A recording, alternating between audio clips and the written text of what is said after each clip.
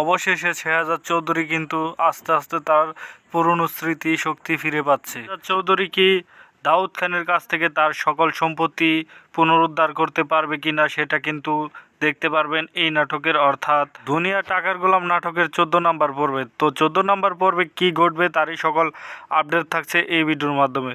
তো বন্ধুরা, তার আগে আপনাদের কাছে একটি ছোট্ট রিকোয়েস্ট, আপনারা যদি আমাদের এই চ্যানেলে নতুন দর্শক হয়ে থাকেন তাহলে চ্যানেলটিকে সাবস্ক্রাইব করবেন এবং ভালোবেসে কে কোথায় থেকে এই নাটকটি দেখেছেন সেটাও কমেন্ট করে জানাবেন। তো বন্ধুরা, শেহজাদ যখন তার পুরনো স্মৃতিশক্তি ফিরে পাবে তখন কিন্তু সে তার প্রথম স্ত্রী ফাতেমার কাছেই চলে যাবে। সে কিন্তু তখন আর ঋতুকে চিনতে পারবে না। তো সে কিন্তু তার এই বর্তমানকে পুরোপুরি ভুলে যাবে এবং সে শেহজাদ রূপে আবারও ফিরে যাবে।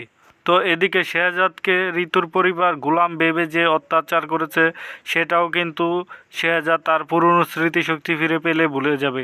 তো ঋতুর কি হবে? ঋতুকে যখন শেহজাদ পুরোপুরি ভুলে যাবে তখন ঋতু কি শেহজাদকে আবারও গোলাম বানানোর চেষ্টা করবে নাকি সে মেনে নেবে? এটা বন্ধুরা, আর বেশি দেরি না করে জানিয়ে দিচ্ছি দুনিয়া টাকার গোলাম নাটকের 14 নম্বর পর্বটি কবে কখন আপনারা কোথায় দেখতে পারবেন। তো এই নাটকটি কিন্তু দেখতে পারবেন আগামী বৃহস্পতিবার দুপুর 12টায় প্রাঙ্কিং এন্টারটেনমেন্ট ইউটিউব চ্যানেলে। বন্ধুরা, আশা করি বুঝতে পেরেছেন।